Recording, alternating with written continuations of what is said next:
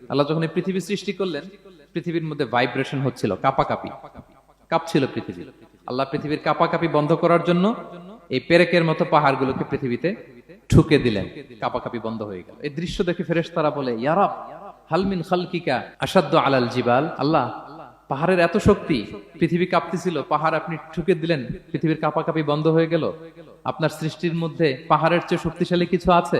আল্লাহ বললেন আছে। সেটা কি? আল হাদিদ। আল্লাহ বললেন সেটা লোহা, কারণ লোহা দিয়ে পাহাড় কাটা যায়, ঠিক কিনা? লোহার কথা শুনে ফেরেশতারা অবাক, লোহা পাহাড়ের চেয়ে শক্তিশালী? ফেরেশতারা প্রশ্ন করলো, ইয়া রাব্বি হাল মিন খালকিকা আশাদ্দু মিনাল হাদিদ।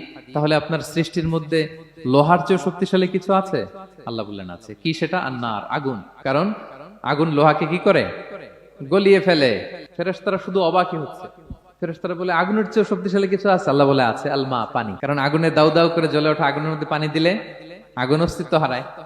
ফেরেশতারা শুধু অবাকই হচ্ছে। তারা বলে, তাহলে পানির চেয়ে শক্তিশালী কিছু আছে? আল্লাহ বলেন আছে। আর রিহ, বাতাস।